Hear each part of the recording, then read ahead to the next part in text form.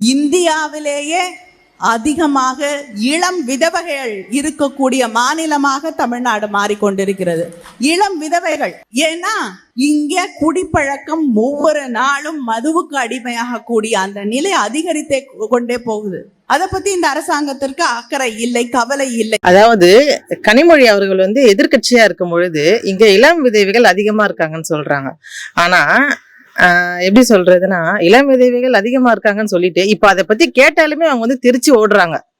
அவங்களுக்கு எப்படி தெரியும் இளம் விதவைகளை எப்படி சொல்றது, இப்போ எதிர்கட்சியா இருக்கும் போது அவங்களுக்கு தெரியுது. ஆனா இப்போ அவங்களுக்கு தெரியல. அதை பத்தி எங்கேயுமே அவங்க எதுவுமே சொல்லக்கூட மாட்டாங்க.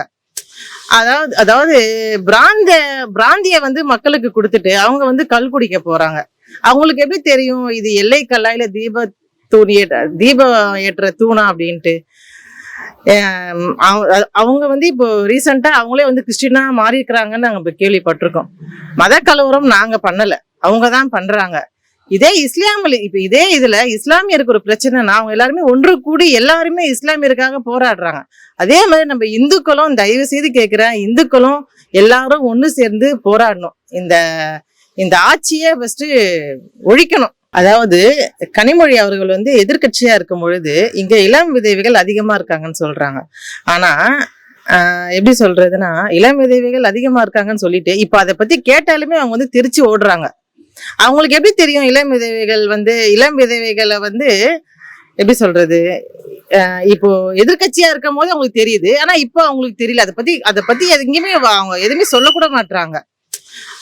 அதாவது பிராந்திய மக்களுக்கு கொடுத்துட்டு அவங்க கல் குடிக்க போறாங்க. அவங்களுக்கு எப்படி தெரியும் இது எல்லை கல்லாயில தீபம் ஏற்ற தூணா அப்படின்ட்டு?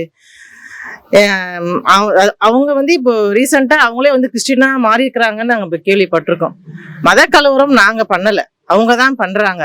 இதே இதுல இஸ்லாமியருக்கு ஒரு பிரச்சனைனா அவங்க எல்லாருமே ஒன்று கூடி எல்லாருமே இஸ்லாமியருக்காக போராடுறாங்க.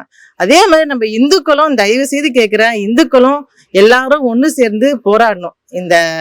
இந்த ஆட்சியை ஃபர்ஸ்ட் ஒழிக்கணும்.